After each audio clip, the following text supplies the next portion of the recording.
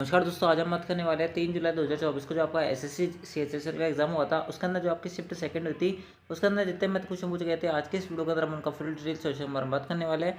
तो चलते हैं आपके सबसे पहले क्वेश्चन पर। सबसे पहला प्रश्न आपसे पर पूछा गया था कि एक व्यक्ति 5,000 रुपये की धनराशि को 5 वर्षों के लिए साधारण ब्याज पर इस प्रकार निवेश करता है कि पहले 2 वर्षों के लिए ब्याज दर जो है वो 10% है और अगले 3 वर्षों के लिए यहाँ पर 12% वार्षिक है। तो 5 वर्ष के अंत में उसे कितना रुपये का ब्याज मिलेगा, वो आपसे पूछा रहा है। देखो 5,000 का 2 वर्ष के लिए है ना, 10% के हिसाब से ब्याज मिलेगा, तो कितने ब्याज मिलेगा? आप बोलेंगे 20% ब्याज मिलेगा। आप बोलेंगे बिल्कुल सही बात है। और अगले 3 वर्ष में कितना मिलेगा? 12%, यानी कि कितना परसेंट मिलेगा? टोटल 36% मिलेगा कि नहीं मिलेगा? मिलेगा। अब देखो, जो आपका यहाँ पर सिंपल इंटरेस्ट होता है उसके अंदर जो प्रिंसिपल होता है उस पर ब्याज मिलता है, ऐसा तो नहीं है कंपाउंड इंटरेस्ट की तरह कि जो आपका प्रिंसिपल प्लस का आपका ब्याज मिल रहा है फिर उसके अंदर उस पर वापस ब्याज मिलेगा, ऐसा तो होता नहीं है, प्रिंसिपल सेम रहता है। आपका बोलेंगे बिल्कुल सही बात है। तो आपको क्या करना है? 5,000 का 5,000 करना है, इसका 20% निकालेंगे तो 5,000 का 20% कितना होता है? आप बोलेंगे 1,000 होता है। आप बोलेंगे बिल्कुल सही बात है। उसके बाद में 36% 5,000 का कितना होता है? आप बोलेंगे 36 पंजे 180 होता है, यानी कितनी वैल्यू हो जाएगी? आप बोलेंगे 1800 हो जाएगी। तो टोटल कितनी वैल्यू बनी है आपके पास यहाँ पर? आप बोलेंगे 2800 रुपये बनी कि नहीं बनी? बन गई, यानी कि 2800 रुपये का आपका ब्याज है, यानी कि ऑप्शन दूसरा बिल्कुल सही है। अगले पे चलता है। अगला बोला जा रहा है आपसे यहाँ पर दो रैखिक समीकरण है, आपको 2x प्लस का 5 बराबर 6 और 2x माइनस का y बराबर माइनस का 2 द्वारा निर्मित क्षेत्र का क्षेत्रफल याद कीजिए जो इन रेखाओं से एक्स अक्ष से परिबद्ध यानी कि बाउंडेड है। बोला जा रहा है कि आपका ये इस प्रकार से क्या है? कोऑर्डिनेट है, यानी कि इस प्रकार से आपका एक्सिस है। उसके अंदर बोला जा रहा है कि जो रेखाएं दे रखी है इनसे मान लो कि ये वाला हिस्सा बनता है ना, जिसके अंदर मान लो कि ये वाला हिस्सा बन रहा है ना, मेरे को पता नहीं कौन सा हिस्सा बन रहा है लेकिन मैं आपको बता देता हूँ। जैसे मान लो कि ये वाला हिस्सा बन रहा है तो इस हिस्से का एरिया कितना होगा वो आपसे पूछा रहा है। देखो मैं आपको सबसे ज़्यादा सीधा शॉर्टकट बताता हूँ कैसे इन क्वेश्चन को डील करना है आपको, जिससे आप आसानी से इन क्वेश्चन को बना पाएंगे। देखो एक्स अक्ष से परिबद्ध पूछ रहा है, यानी कि एक्स को आपको क्या मानना है? बेस मानना है। आप बोलेंगे बिल्कुल सही बात है। तो 1/2 की जगह 1/2 आपको एरिया इससे निकलता है। आप बोलेंगे बिल्कुल सही बात है। इंटू लगा देना है। आपको जिसको बेस मानना है उसको लिखना है आपको x2 माइनस का x1 और जो बचा हुआ है उसको लिखना है y2 माइनस का y1। आप बोलेंगे बिल्कुल सही बात है। जिसको जिस हिस्से को बेस मानना है ना, उसका जो अपोजिट है, जैसे एक्स वाले हिस्से को मुझे बेस मानना है तो वाई वाला हिस्सा इसका अपोजिट हो गया कि नहीं हो गया? हो गया। तो वाई वाले हिस्से के लिए यहाँ पर वैल्यू का रख दो, 0 पुट कर दो, ठीक है। तो वाई के लिए मैं यहाँ पर 0 पुट करूँगा तो x1 अगर पहले इक्वेशन निकालूँ तो x1 की वैल्यू कितनी आएगी? 3 आएगी। और x2 की वैल्यू कितनी आएगी? आप बोलेंगे माइनस का 1 आएगी कि नहीं आएगी? आएगी। अब मैं x2 माइनस का x1 करूँगा तो यहाँ पर कितनी वैल्यू बन जाएगी? आप बोलेंगे 4 बन जाएगी, ठीक है अंत तक, ठीक है। उसके बाद में अब इसको हटाते हैं यहाँ से। अब मुझे y2 माइनस का y1 चाहिए, तो आपको y2 माइनस का y1 कैसे निकालते हैं? इन दोनों इक्वेशन को सॉल्व करके आपको y की वैल्यू निकालनी है और उसकी वैल्यू जो है वो आपको यहाँ पर पुट करनी है और आपका आंसर आ जाएगा, ठीक है। अब मैं करके दिखाता हूँ आपको। जैसे अगर आप इन दोनों क्वेश्चन को सॉल्व करेंगे तो a प्लस का b बराबर आपको सी दे रखा है और a माइनस का b बराबर डी दे रखा है, इस प्रकार से रखा है। तो हम इन दोनों क्वेश्चन को सॉल्व करते हैं। आप बोलेंगे y की अगर मुझे वैल्यू चाहिए तो मैं इन दोनों क्वेश्चन को घटाऊंगा एक दूसरे में, तो से तो कितनी वैल्यू बनेगी? 6 माइनस का इंटू माइनस का 2 यानी कि 8 बचेगा, बटन कितना आएगा? 2, यानी कितनी वैल्यू आ गई? आप बोलेंगे 4 आ गई कि नहीं आ गई? आ गई। तो 4 आप यहाँ पर वैल्यू रख दो, है ना।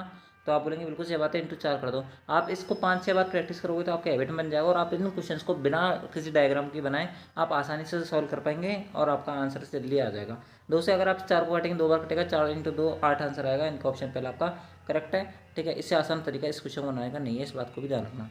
अगले पे चलते हैं। अगला बोलो जरा आपसे, यहाँ पर ए बी सी 3 बिंदु है, जहाँ पर ए बी 11, बी सी 13 और ए सी बराबर 24 है। तो ए बी सी से गुजरने वाले वृत्तों की संख्या कितनी होगी? देखो मैं आपको बता देता हूँ, वृत्त उसी यहाँ पर लाइन से गुजर सकता है जिनसे हम एक त्रिभुज का निर्माण कर सकते हैं, है ना। आप बोलेंगे बिल्कुल सही बात है। तो त्रिभुज का अगर किसी भी यहाँ पर त्रिभुज को बनाना है तो उसके लिए नियम क्या होता है? आप बोलेंगे दो जो भुजाएं होती है ना, उनका जो योग होता है वो हमेशा तीसरी भुजा से क्या होता है? ज़्यादा होता है। ये आपका त्रिभुज का बेसिक सा रूल है। अगर बात करें यहाँ पर इन इक्वेशंस के अंदर, इन रेखा के अंदर, तो यहाँ पर 11 प्लस का 13 कितना हो रहा है? 24 हो रहा है। 24 बराबर 24, ये तो त्रिभुज का नियम का पालन नहीं कर रहा है, यानी कि यहाँ पर एक भी वृत्त इन लाइनों से क्या नहीं होगा? गुजर नहीं सकेगा, यानी कि ऑप्शन जो पहला होगा 0 जो होगा वो करेक्ट आंसर होगा। ऐसे आपको इस क्वेश्चन को सॉल्व करना था। अगले पे चलता है। अगला बोला जरा आपसे, यहाँ पर ए बी को 45% के लाभ पर बाइक बेचता है, बी जो है सी को 30% के लाभ पर बेचता है। यदि सी ने इतने रुपये का भुगतान किया तो ए के लिए इसके प्राइस कितना था? देखो ए ने 45% के लाभ पर बेचा, 45% मतलब कितना हो रहा है यहाँ पर? आप बोलेंगे 9/20, यानी कि 29/20 पर। आप बोलेंगे बिल्कुल सही बात है, ठीक है, नॉर्मल सी वैल्यू है तो, है ना। बी ने सी को 30% के लाभ पर बेचा, यानी कि 13/10। आप बोलेंगे बिल्कुल सही बात है। फाइनल कितने में बिका? 43,355 में। आप बोलेंगे बिल्कुल सही बात है। तो आप इसको काट लो जितना कर जाए, उसके बाद में हम इसको काटेंगे, 13 से काटेंगे। अगर आप यहाँ पर 33 39 4 बचेगा, 33 39 4 5 बचेगा। उसके बाद में यहाँ पर कितनी वैल्यू बनेगी? 33 39 53 65, यानी कि 33 65 बच गया कि नहीं बच गया? 33 35। आप बोलेंगे बिल्कुल सही बात है। उसके बाद में आप अगर इसको 29 से काटेंगे तो कितनी बार कटेगा? 29 से कम 29 होता है, कितना बचेगा आपके पास? 4 3 बचेगा। 29 से कम 29, है ना, 29 से कम 29 आपके पास बचेगा 14, यानी कि 145 नया नंबर बन गया, यानी कि 5 बार पूरा कट जाएगा। आप बोलेंगे बिल्कुल सही बात है। ठीक है, तो आपके पास वैल्यू बन गई 115 और बटन का बच रहा है इंटू 20 इंटू 10 बराबर कितना बच रहा है 115 बच रहा है कि नहीं बच रहा, बच रहा है 115 इंटू 20 यानी कि 23,000 आ गया कि नहीं आ गया, आ गया। ठीक है, यानी कि ऑप्शन पहले दूसरा करेक्ट है। अगले पे चलता है, अगला क्या बोल रहा है आपसे पर, अगला बोला जा रहा है आपसे पर यदि ए और बी का रेशियो जो है वो 3:7 है, बी और सी का रेशियो 4:9 है, तो बोला जा रहा है कि ए बी सी का रेशियो कितना होगा। देखो मैं आपको बता देता हूँ कैसे सॉल्व करना है। आपको 3:7 दे रखा है, 4:9 दे रखा है। आपको इसको सॉल्व करने के लिए यहाँ पर 7 लिख दो, यहाँ पर कितना लिख दो 4 लिख दो। 4 तो ये 12 7 चौके 28 9 7 63, ये आंसर आएगा 12 28 63, ऑप्शन पहला करेक्ट है। आसान सा क्वेश्चन था इसलिए मुझे लगता नहीं है इसमें ज़्यादा समय देना जरूरी है। अगले चलता है, अगला क्वेश्चन सिंप्लीफिकेशन का था, मैं आपको जूम कर देता हूँ क्या क्वेश्चन पूरा हुआ था। सबसे सॉल्व करते हैं, सबसे पहले ब्रैकेट से 17 15 कितना होता है, बोलेंगे 32 होता है ना, 32 होता है। 32 में भाग देंगे 2 का तो कितना बचेगा 16, 16 में इसका 11 प्लस का 64 माइनस का 28 है ना, और प्लस का यहाँ पर माइनस का 39 बचेगा आगे। आप बोलेंगे बिल्कुल सही बात है। ठीक है, सॉल्व करेंगे अगर आप इसको माइनस का 16 प्लस का 13 माइनस का 3 माइनस का 3 इंटू 13 39 हो गया। ठीक है, अगर आप यहाँ पर सोल्व करेंगे तो यहाँ पर कितनी वैल्यू बनेगी प्लस का 5, अगर मैं इसे जोड़ूंगा तो कितनी वैल्यू बनेगी 69, 69 में से 30 घटाऊंगा तो बचेगा 30, 30 में से 28 घटाऊंगा तो बचेगा 2, ऑप्शन दूसरा करेक्ट है। ठीक है, अगले चलता है, अगला क्या बोल रहा है आपसे पर, अगला बोला जा रहा है आपसे पर एक घनाभ है जिसका पृष्ठीय क्षेत्रफल जो है वो 108 सेंटीमीटर स्क्वायर है। बोला जा रहा है कि इसकी ऊंचाई बताओ यदि इसकी लंबाई इतनी है। देखो आयतन पृष्ठीय क्षेत्रफल दे रखा है, पृष्ठीय क्षेत्रफल कितना होता है, आप बोलेंगे 2 इंटू लंबाई प्लस का चौड़ाई इंटू ऊंचाई प्लस का ऊंचाई इंटू लंबाई। आप बोलेंगे बिल्कुल सही बात है, LV BH plus HL 6 into 3 18 plus का कितना आएगा 3H आएगा प्लस का कितना आएगा आपके यहाँ पर 6H आएगा है ना, बराबर में कितना आ रहा है 108 आ रहा है। आप बोलेंगे बिल्कुल सही बात है, काटेंगे यहाँ पर कितनी बार कटेगा 5 बार 4 बार 54 बार। ठीक है, अगर आप ध्यान से देखेंगे तो इसको 54 में से अगर मैं 18 घटाऊंगा तो कितनी वैल्यू बनेगी, आप बोलेंगे 18 में से 54 घटाएंगे तो 18 से 54 होता है तो 18 दिन 36, 3 6 बच गया कि नहीं बच गया, बच गया। यहाँ पर 9H आ गया, 9H बराबर 36, तो H की वैल्यू आ गई कितनी 4, ऑप्शन पहला करेक्ट है। अगले भी चलता है, अगला क्या बोल रहा है आपसे यहाँ पर, अगला बोला जा रहा है आपसे यहाँ पर एक व्यक्ति 10 कुर्सियाँ खरीदना चाहता है, 10 कुर्सियों का जो कुल मूल्य है वो 4500 रुपये है। ठीक है, सौदेबाजी के दौरान दुकानदार प्रत्येक कुर्सी पर के मूल्य में 20% कमी करने के लिए सहमत हो जाता है, जिसके बाद व्यक्ति ने 10% कुर्सियाँ अधिक खरीदी।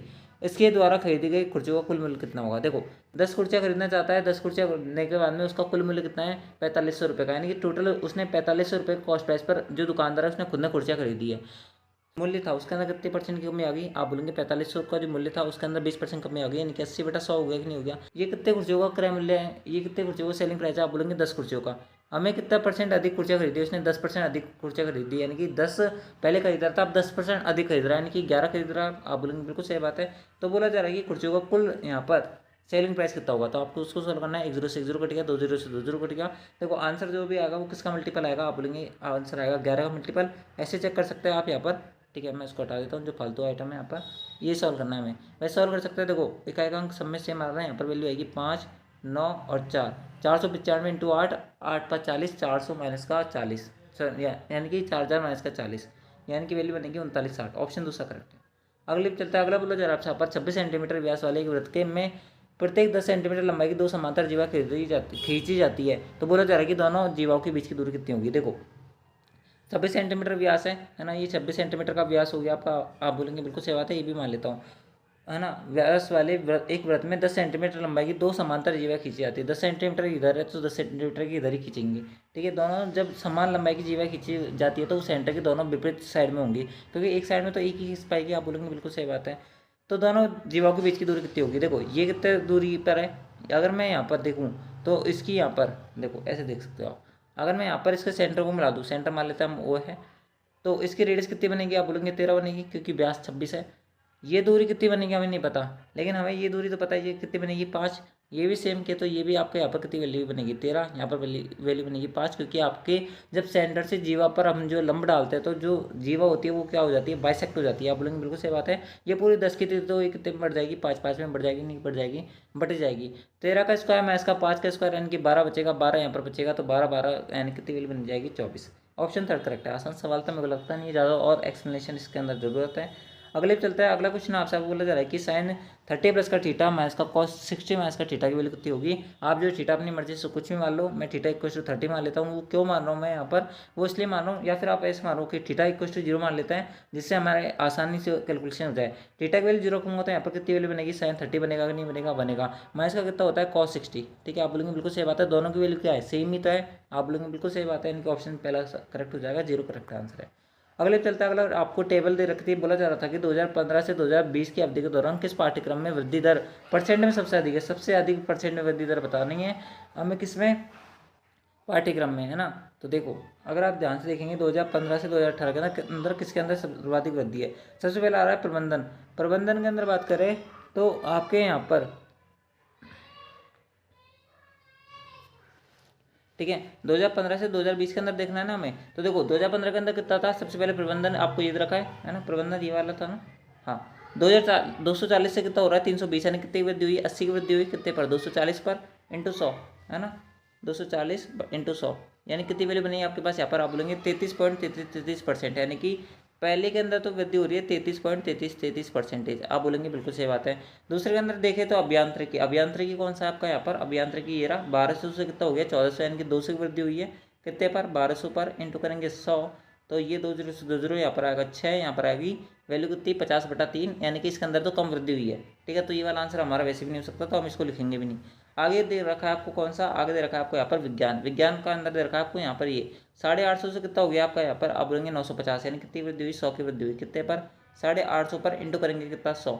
अगर काटेंगे तो 1 जीरो से 1 जीरो कट जाएगा, यहाँ पर 5 से काटेंगे 2 बार कटेगा, 17 बार कटेगा, 1700 200/17, 200/17 यानी कितनी वैल्यू बनेगी, अगर आप 17 से भाग देंगे तो यहाँ पर 10 से ऊपर जाएगा, यानी कि लगभग अगर मोटा मोटी भी देखिए तो 12% जा रहा है, लेकिन हमारे यहाँ पर पहले ही ऑलरेडी 33% वृद्धि हो चुकी है, तो हम इसको आंसर कंसिडर नहीं कर सकते वैसे भी, तो हमारे यहाँ से नहीं हो सकता। अब हमारे पास एक और फील्ड बचा हुआ है मात्र, उसको भी हम चेक कर लेते हैं। यहाँ पर जो वृद्धि हुई है वो कितनी हुई है, 450 से डायरेक्ट 750, यानी कितनी वृद्धि हुई है, 300 की वृद्धि हुई है, कितने पर, 450 पर, इंटू करेंगे 100, तो अगर आप 15 से काटेंगे 20 बार कटेगा, यानी 2 बार कटेगा, और यहाँ पर कितनी बार कटेगा, 3 बार कटेगा, 200/3, है ना, इसका दुगुना है, 200/3 क्या है, इसका दुगुना है, आप बोलेंगे बिल्कुल सही बात है, 100/3 का दुगुना है, यानी कि यहाँ पर वृद्धि हुई होगी कितनी, 66.66%, यानी कि इसके अंदर सर्वाधिक वृद्धि है, यानी कि ऑप्शन 4 आपका करेक्ट हो जाएगा। ठीक है, क्लियर हुआ होगा। अगले चलता है, अगला क्या बोल रहा है आपसे पर, अगला बोला जा रहा है आपसे पर, वर्ष 2001 और 2002 के बीच लाभ का अंतर कितना है। देखो लाभ क्या होता है, आप बोलेंगे आपका जितनी, मान लो कि आपकी सैलरी है 10,000 रुपये, आप 5,000 रुपये उसके अंदर खर्च कर देते हो, तो आपका लाभ कितना बचा, आप बोलेंगे 5,000 बचा, तो ये आपका लाभ होता है, ऐसे निकालते हैं। तो आपकी जो इनकम है उसमें से अगर मैं एक्सपेंडिचर घटा दूंगा तो क्या आपके पास सेविंग लाभ नहीं बच जाएगा, आप बोलेंगे बिल्कुल सही बात है। बात करें तो वर्ष 2001, वर्ष 2001 रहा, वर्ष 2020 के 2 के बीच के अंदर लाभ कितना है, तो देखो इसके अंदर कितना लाभ है, आप बोलेंगे 20 यूनिट का लाभ है, इसके अंदर कितने यूनिट का लाभ है, 10 यूनिट का लाभ है ना। तो इन दोनों के बीच का अंतर कितना है, आप बोलेंगे 10 यूनिट का अंतर है, और जो आपका आंसर दे रखा है वो किसके अंदर दे रखा है, लाख के अंदर, तो आपका लाभ कितना हो जाएगा, 10 लाख हो जाएगा। आसान सा क्वेश्चन था, ऑप्शन दूसरा करेक्ट है। अगले चलता है, अगला बोला जा रहा है आपसे पर, एक समकोण त्रिभुज है ABC, है ना, एक समकोण त्रिभुज है आपका ABC, ठीक है, एक सेकेंड, ये मान लो कि आपका क्या है, एक समकोण त्रिभुज है, ठीक है, आप बोलेंगे बिल्कुल सही बात है। बोला जा रहा है कि कोण BAC वो 90 डिग्री, यानी कि एंगल A जो है वो 90 है, B यहाँ पर है और C यहाँ पर है। बोला जा रहा है कि AD BC पर लंबवत है, AD जो है BC पर लंबवत है, यहाँ पर AD BC पर लंबवत है।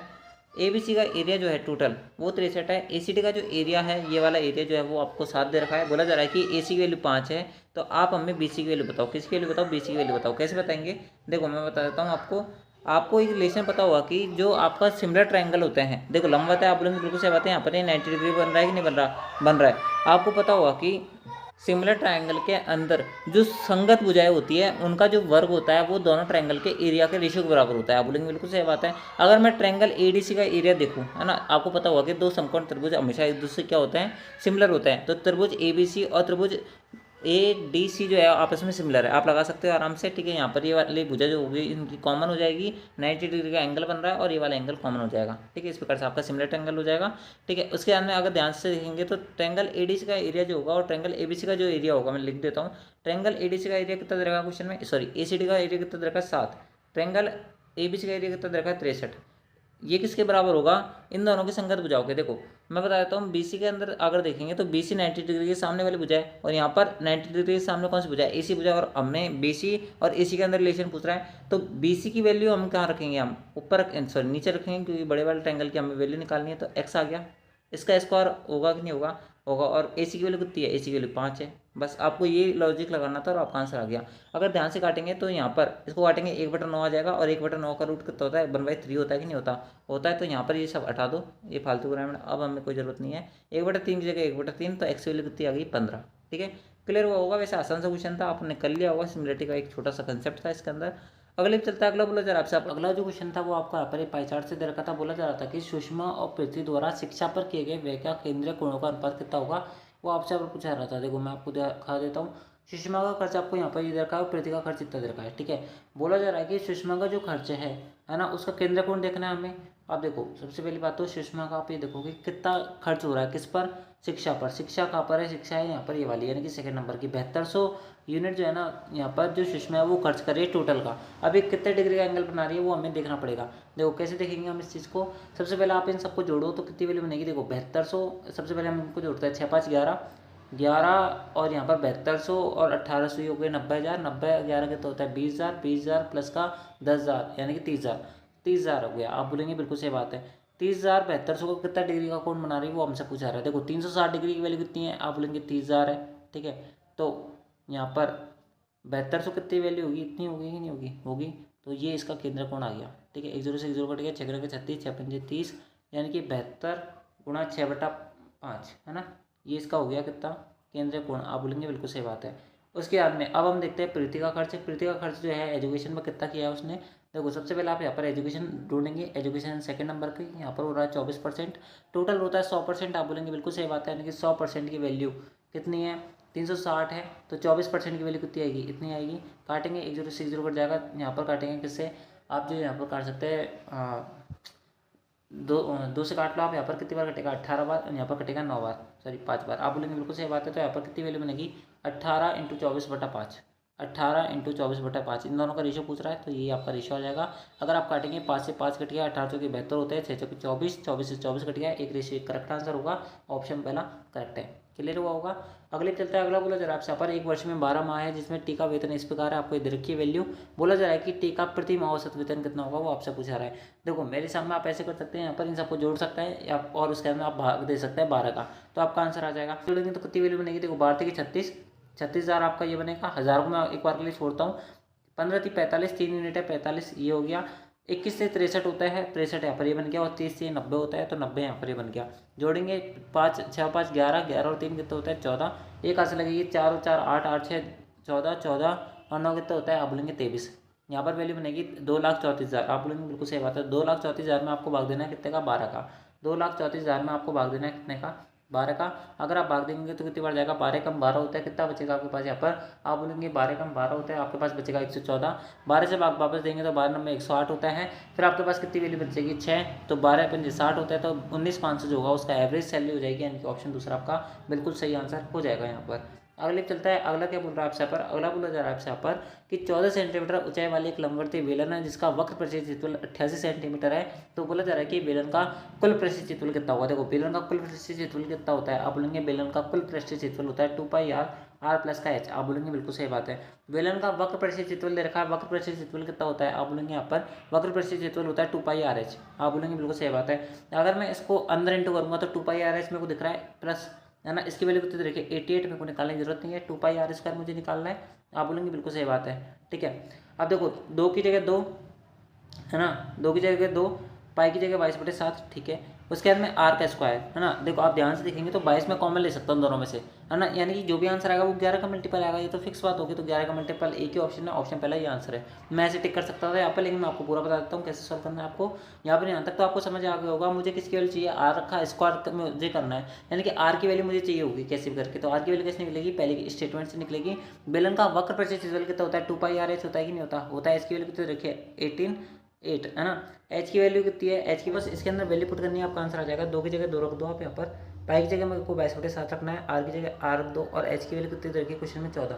22 से काटेंगे कितनी बार कटेगा, 4 बार कटेंगे। 2 से काटेंगे कितनी बार कटेगा, 2 बार कटेगा। 2 से इसको काटेंगे 7 बार कटेगा, और 7 से इसको काटेंगे 1 बार कटेगा। यानी कि इसकी वैल्यू कितनी आएगी, आर की वैल्यू 1 आएगी कि नहीं आएगी, आएगी। आर का स्क्वायर 1 का स्क्वायर करूँगा तो 1 ही आएगा। आप बोलेंगे बिल्कुल सही बात है। यहाँ पर कितनी वैल्यू आ गई 44/7 प्लस का 88। आप बोलेंगे बिल्कुल सही बात है। 44 ऊपर से कॉमन ले लेता हूँ मैं यहाँ पर, तो कितनी वैल्यू बनेगी आपके पास, यहाँ पर 44 कॉमन ले लिया मैंने यहाँ पर, तो मेरे पास वैल्यू बनेगी 7 14 15, 15/7। आप बोलेंगे बिल्कुल सही बात है। अगर आप इसको इंटू करेंगे तो कितनी वैल्यू मिल जाएगी 660/7, यानी कि ऑप्शन पहला करेक्ट हो जाएगा। अगले चलता है अगला। बोला जरा आपसे यहाँ पर 18 लोग जो है एक काम के 1/5 भाग को 10 दिन में पूरा कर सकते हैं। देखो अगर 1/5 भाग को पूरे 10 दिन में पूरा कर रहे हैं तो टोटल 5 भाग को कितने दिन में पूरा करेंगे, आप बोलेंगे 50 दिन में पूरा करेंगे। यानी कि 18 लोग एक कार्य को कितने दिन में पूरा कर सकते हैं, 50 दिन में पूरा कर सकते हैं, इनडायरेक्टली बोला जा रहा है। उसी काम के 2/5 भाग को, उसी काम के 2/5 भाग को, ये जो काम है टोटल वर्क है इसके 2/5 भाग को, है ना, 2/5 भाग को 5 दिनों में पूरा करने के लिए, देखो ऐसे समझ सकते हैं आप, या फिर इसको कि 18 लोग जो है ना एक काम को 10 दिन में, मैन डे ओवर वर्क का आपको कंसेप्ट पता है, MDH/W का, तो ये वाला कंसेप्ट आपको यहाँ पे लगाना है। मैन की वैल्यू कितनी है 18, है ना, डेज की वैल्यू कितनी है 10, और होवर आपको 1 मानना है, आपको दे नहीं रखा। वर्क कितना हो रहा है 1/5 भाग, आप बोलेंगे बिल्कुल सही बात है। क्वेश्चन बोला जा रहा है कि अगर मुझे ये टोटल वर्क जो मेरे पास आया है, अगर इस काम का केवल 2/5 भाग करना है तो 2/5 भाग ले लेते हैं हम यहाँ पर। कितने व्यक्ति करवाने हैं मुझे, कितने लोगों की आवश्यकता पड़ेगी, मैं मान लेता हूँ कि x लोगों की आवश्यकता पड़ेगी, इंटू की जगह इंटू, और कितने दिन में करवाना है 5 दिन में, तो 5 दिन का आप यहाँ पर रख लो वैल्यू। बस आपको इसको सॉल्व करना है, आपका आंसर आ जाएगा 5 से 5 कट गया। अगर मैं यहाँ पर इसको सॉल्व करूँगा तो यहाँ पर 2 बार कटेगा। 18 चौके 72 होते ही नहीं होते, होते हैं, यानी कि x की वैल्यू कितनी आ गई आपके पास, आप बोलेंगे बिल्कुल सही बात है, x की वैल्यू आ गई 72, तो यानी कि आपको कितने लोगों की आवश्यकता पड़ेगी, 72 लोगों की आवश्यकता पड़ेगी। आपसे ये नहीं पूछा है कि कितने एक्स्ट्रा लोगों की आवश्यकता पड़ेगी, एक्स्ट्रा लोग अगर ये पूछता तो हमारे पास 18 पहले से प्रेजेंट थे और 72 हमारे पास टोटल हमें चाहिए होंगे, तो यानी कि एक्स्ट्रा कितने चाहिए थे, हमें 54 चाहिए थे, लेकिन आपसे यहाँ पर 54 नहीं पूछ रहा है, यानी कि एक्स्ट्रा नहीं पूछ रहा, आपसे केवल पूछ रहा है कि कितने लोगों की आवश्यकता पड़ेगी, तो आपकी 72 करेक्ट आंसर हो जाएगा यहाँ पर। अगले चलते हैं, अगला बोला जरा आपसे, यहाँ पर रमन जो है अपनी आय का 75% खर्च करता है, यदि उसकी आय में 25% की वृद्धि होती है और अपने व्यय में 10% की वृद्धि करता है, तो बोला जा रहा है कि उसकी बचत में कितने परसेंट की वृद्धि हुई। मान लो कि उसकी आय जो थी वो 100 थी, उसका 75% वो खर्च कर देता है, यानी कि बची आय कितनी है उसकी 25, है ना। बोला जा रहा है कि उसकी आय में कितनी वृद्धि हो रही है, 25% वृद्धि हो रही है, यानी कि अभी नई आय कितनी है उसकी 125 है। बोला जा रहा है कि अपने व्यय में 10% वृद्धि करता है, पहले व्यय कितना करता था 75, अभी 10% और व्यय कर रहा है, यानी कि अभी कितना व्यय कर रहा है, आप बोलेंगे यहाँ पर 82.5 व्यय कर रहा है, ठीक है, आप बोलेंगे बिल्कुल सही बात है। उसकी बचत में कितनी परसेंट वृद्धि हुई, पहले कितनी की बचत कर रहा था वो, यहाँ पर आप बोलेंगे 25 की बचत कर रहा था, अभी कितनी की बचत कर रहा है यहाँ पर 25 प्लस का 17.5, यानी कि 42.5, यही हुआ ना 42.5, आप जोड़ सकते हैं यहाँ पर, 2.5 होता है 8 से 12, हाँ 42.5 की आप वृद्धि यहाँ पर क्या कर रहा है, बचत कर रहा है, तो कितने परसेंट की वृद्धि हुई यहाँ पर बचत में, आप बोलेंगे 25 से 42.5 हो गया, यानी कितनी वृद्धि हुई है आपके पास यहाँ पर, आप बोलेंगे 25 में से 42 गया तो 17.5, आप बोलेंगे बिल्कुल सही बात है, 17.5 की वृद्धि हुई कितने पर, आप बोलेंगे 25 पर, इंटू करेंगे 100, तो 25 से 100 कट जाएगा, 4 बार 17 चौके 68, 5 चौके 20, यानी कितनी वैल्यू हो जाएगी आपके पास 70%, यानी कि ऑप्शन पहला आपका बिल्कुल करेक्ट हो जाएगा। अगले चलता है, अगला बोला जा रहा है आपसे, पर ही आपको ग्राफ दे रखा था, बोला जा रहा था कि वर्ष 2012 से 2017 की अवधि के दौरान कंपनी बी के औसत उत्पादन में, है ना, कंपनी बी का औसत उत्पादन 2012 से 2017 की अवधि तक, है ना, कंपनी बी का औसत उत्पादन हम निकाल के रखते हैं ताकि हमें बाद में दिक्कत ना आए। तो यहाँ पर 130 प्लस का 80 210, 210 प्लस का 70 280, 280 प्लस का 90 370, 370 प्लस का 180, 370 प्लस का 180, यानी कि कितनी वैल्यू बनेगी 370 प्लस का 200, यानी कि 570 माइनस का 550, यानी कि 550 प्लस का 80, यानी कि कितनी वैल्यू हो जाएगी 630। इसका अगर मुझे एवरेज निकालना है तो 3 3 6 का भाग देना पड़ेगा, ये इसका एवरेज आएगा। आप बोलेंगे बिल्कुल सही बात है, काटने पर कितनी वैल्यू बनेगी 105, तो इसका औसत उत्पादन कितना हुआ 105। क्रमशः संयुक्त रूप से वर्ष 2012, 2014, 2015 में कंपनी ए का औसत उत्पादन 2012 का, 2014 का और 2015 का, देखो अगर सॉल्व करेंगे तो 100, है ना, 100 160 और 150, कितनी वैल्यू बनेगी 16 15 31 होता है, 31 100 कितना होता है 41, यानी कि 410 और इसका आधा, यानी कि 410/3, एवरेज ये हो गया। एवं 2014, 2016, 2017 में कंपनी सी के औसत उत्पादन के बीच में अंतर लाख में कितना है, देखो, है ना, इनका औसत उत्पादन प्लस का कंपनी सी का 2014 में, 2015 में, सॉरी 2016 में और 2017 में कंपनी सी का औसत उत्पादन, देखो 2017 16 14 में कितना है 120, फिर 80 200 प्लस का, सॉरी मैं गलत बोल दिया, 120 प्लस का 110 230 प्लस का 140, यानी कि वैल्यू बनेगी आपके पास 370। इसका औसत उत्पादन के बीच में कितने का अंतर है, यहाँ तक आ गया, आप बोलेंगे बिल्कुल सही बात है, तो आपको इसको घटाना है इसमें, आप वैसे आप बोलेंगे बिल्कुल सही बात है। आप देखो अगर हमें इसको सॉल्व करना है तो ऐसा नहीं कि मैं यहाँ पर एलसीएम लेकर मुझे इसको सॉल्व करना पड़ेगा, नहीं, ये आपके दोनों एवरेज है, और जब हम कंबाइंड एवरेज लेते हैं ना तो बट्टे में जो संख्या होती है उसका डबल हो जाता है। जैसे आप पर 3 और 3 संख्या है, यानी दोनों सेम है, यानी कि हम टोटल कितने नंबर ऑफ संख्या का एवरेज लेना चाहते हैं, 3 संख्या ये 3 संख्या ये, यानी कि 6 संख्या का लेना चाहते हैं। आप बोलेंगे बिल्कुल सही बात है, 410 प्लस का 370 कितना हो जाएगा 780, आप बोलेंगे बिल्कुल सही बात है। 105 की जगह 105 माइनस का माइनस, अगर मैं इसको 2 से यानी कि अगर मैं इसको 6 से भाग करूँगा तो कितनी बार जाएगा, आप बोलेंगे 13 78 यानी कि 130 आएगा, नहीं आएगा, आएगा। 130 में से अगर मैं 105 घटाऊंगा तो कितनी वैल्यू बनेगी, 25। आप बोलेंगे बिल्कुल सही बात है। और ये जो आपको डेटा दे रखा था है ना क्वेश्चन के अंदर, अगर आप यहाँ पर देखेंगे तो ये उत्पादन किसके अंदर दे रखा था, लाख के अंदर दे रखा था। यानी कि जो भी हमारा आंसर आएगा उसका आगे हमें लाख चिपकाना है और हमारा आंसर आ जाएगा। तो 25 और उसका आगे लाख यानी कि 25 लाख, यानी ऑप्शन 4 आपका बिल्कुल सही हो जाएगा। अगले चलता है, अगला बोला जरा आपसे, पर दो वृत्त एम बिंदु पर एक दूसरे को बाह्य स्पर्श करता है। दो वृत्त जो है एम बिंदु पर एक दूसरे को बाह्य स्पर्श करते हैं। ठीक है, ये सर्किल है आपका, ये दूसरे को क्या कर रहा है, बाह्य स्पर्श कर रहा है। बोला जा रहा है कि पी क्यू दोनों वृत्तों की उपनिष्ठ स्पर्श रेखा है। दोनों वृत्तों की उपनिष्ठ स्पर्श रेखा यानी कि डायरेक्ट कॉमन टेंजेंट ये हो सकती है, यही है वैसे, है ना। पी क्यू का संपर्क बिंदु, देखो दो वृत्त है एम और एक का सेंटर है क्या, सॉरी मैं थोड़ा सा गलत लिख दिया, यहाँ पर है, ठीक है, एम यहाँ पर है। बोला जा रहा है कि एम पी क्यू जो है ना वो 38 का है। तो आप हमें बताओ एम क्यू पी कितना होगा, ये पूछ रहा है। देखो मैं आपको एक चीज़ बता देता हूँ, जब भी आपको ऐसी फिगर दिखेगी तो इसके अंदर जो आपका ये वाला केंद्र का जो कोण होगा वो हमेशा 90 डिग्री का बनता है। ये आपको थ्योरम है, ये आपको रटी होनी चाहिए। अगर ये 90 डिग्री का तो बचे दो एंगल का सम भी कितना होगा, 90 डिग्री का होगा। तो अगर मैं 90 माइनस का 38 कर दूंगा तो क्या मेरे पास कोण एम क्यू पी की वैल्यू नहीं आ जाएगी, आप बोलेंगे बिल्कुल आ जाएगी। तो बस आपको ये तो निकालना था।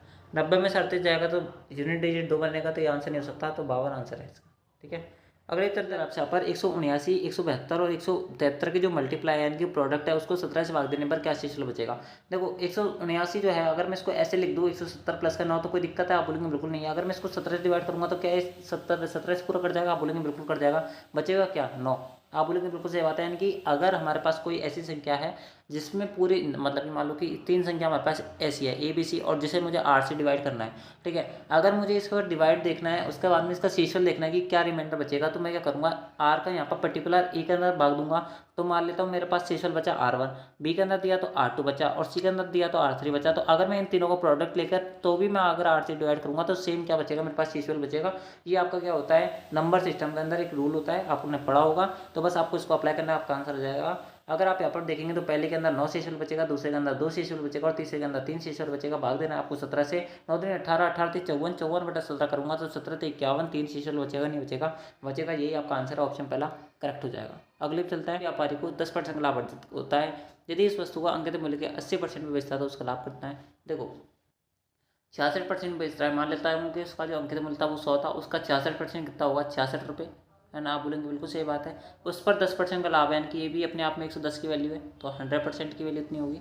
या फिर ऐसे मान सकते हो 100 रुपये अगर किसी वस्तु पर क्या है मार्क लिखा हुआ है, यानी कि उस पर टैग लिखा हुआ है कि भैया ये वस्तु 100 रुपये की है, उस पर 66% में बेच रहा है, यानी कि 66 रुपये में बेच रहा है, वो भी 110 के बराबर है। तो उसका जो कॉस्ट प्राइस पड़ेगा वो कितने रुपये का पड़ेगा, 60 रुपये का पड़ेगा, क्योंकि 100 से 100 कट गया, 11 से काटेंगे 10 बार कटेगा, यहाँ पे 6 बार कटेगा, 6 से 6 यहाँ पर ही कट गया, यानी कि कितनी वैल्यू हो गई 60। यानी कि उसका कॉस्ट प्राइस कितना हो गया, कॉस्ट प्राइस हो गया कितना 60। मार्क प्राइस कितना माना था मैंने 100। बोला जा रहा है क्वेश्चन में यदि उस वस्तु को अंकित मूल्य के 80% में बेचा जाता है, यानी कि 80 रुपये में बेचा जाता है, तो उसका यहाँ पर क्या है फायदा कितना है, आप बोलेंगे 20 का फायदा है कितने पर, आप बोलेंगे 60 पर, इंटू करेंगे 100, तो 20 से 60 कटेगा 3 बार, तो 33 से 1/3 करेक्ट आंसर हो जाएगा, इनका ऑप्शन पहला। अगला बोलो जरा आपसे यहाँ पर एक भिन्न 3/5 में से 3/5 ही भिन्न है और कोई भिन्न नहीं है ना। 3/5 में से अगर 2/5 घटाया जाता है तो परिणामी भिन्न को फिर 20% बढ़ा दिया जाता है, तो मूल भिन्न के मान में कितने परसेंट कमी हुई वो आपसे पूछा रहा है। देखो 3/5 था, उसमें से अगर मैं 2/5 घटाऊंगा तो कितनी वैल्यू बनेगी, 1/5 बचेगी नहीं बचेगी, बचेगी। अगर इसमें से 20% में बढ़ा दिया तो कितनी वैल्यू बनेगी 6/5, यानी टोटल वैल्यू कितनी हो जाएगी, नई भिन्न कितनी हो जाएगी, आप बोलेंगे 6/25 हो जाएगी। तो बोला जा रहा है कि आपके मूल भिन्न के मान में कितना परसेंट कमी हुई या वृद्धि हुई, आप बोलेंगे बिल्कुल सही बात है। तो देखो 6/25 जो है इसको मुझे इसमें से किसको घटाना है, 3/5 को घटाना है, आप बोलेंगे बिल्कुल सही बात है। तो बट्टे में कितना बचेगा 3/5 इंटू करेंगे 100, बस आपको इसको सॉल्व करना है, आपका आंसर आ जाएगा। अब देखो बट्टे में 5 करना हमें थोड़ा टफ हो जाएगा, तो हम क्या कर देंगे इंटू 5 ऊपर नीचे कर सकते हैं, बाकी आप नॉर्मल चाहो तो नॉर्मल भी सॉल्व कर सकते हैं। तो कितनी वैल्यू बनेगी आपके पास यहाँ पर, आप बोलेंगे 15/25 बचेगी। अब आपका आंसर नेगेटिव के अंदर आएगा, यानी कि हमारा क्या हो रहा है लॉस हो रहा है। अगर 15 में 6 घटाऊंगा तो कितनी वैल्यू बनेगी 9 बचेगा कि नहीं बचेगा, बचेगा। माइनस का 9/25, यानी कि माइनस किसको डिनोट कर रहा है यहाँ पर, लेस को, यानी कि लॉस को यहाँ पर क्या कर रहा है डिनोट कर रहा है, यानी कि माइनस का ये काम है बस। ठीक है, अगर मैं 5 से काटूंगा 5 बार कटेगा, अगर 3 से काटूंगा 3 बार कटेगा, 5 से 100 काटूंगा 20 बार कटेगा, 3 × 20 यानी कि 60% का हमें क्या है लॉस है नेट। ठीक है, ऑप्शन दूसरा करेक्ट। अगले चलता है, अगला क्या बोल रहा है आपसे यहाँ पर, अगला बोल रहा है आपसे यहाँ पर एक आयताकार मैदान है जिसका जो क्षेत्रफल है वो 3600 है। मैदान जो है 45 मीटर लंबा है, तो इसका परिमाप पूछ रहा है। देखो 45 मीटर लंबा है, चौड़ाई इसकी b है, टोटल है 3600। ठीक है, काटेंगे 45 से तो कितनी बार कटेगा, यहाँ पर ये 8 बार कटेगा 80, यानी कि इसकी चौड़ाई कितनी हो जाएगी 80।